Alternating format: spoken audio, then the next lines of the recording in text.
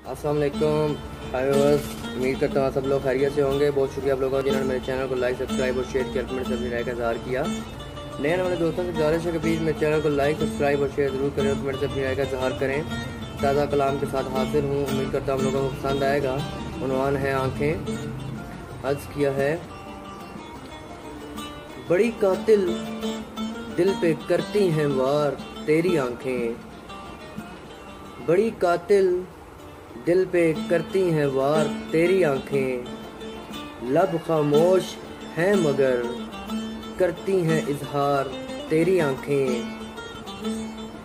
अंदर से पढ़ लेती हैं हाल दिल सबका। अंदर से पढ़ लेती हैं हाल दिल सबका। मुझी पे भरोसा फ़कत करती हैं प्यार तेरी आँखें।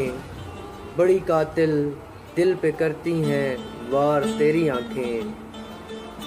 इतना तो जानता हूँ पहचानता तेरी मोहब्बत का अंदाज। इतना तो जानता हूँ पहचानता तेरी मोहब्बत का अंदाज। हर किसी का कहाँ करती हैं इंतज़ार तेरी आँखें। बड़ी कातिल दिल पे करती हैं वार तेरी आँखें।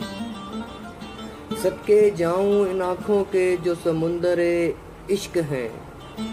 सदके जाऊं इन आँखों के जो समुंदरे इश्क हैं। डुबा कर मुझे खुद करती हैं तकरार तेरी आँखें। बड़ी कातिल दिल पे करती हैं वार तेरी आँखें।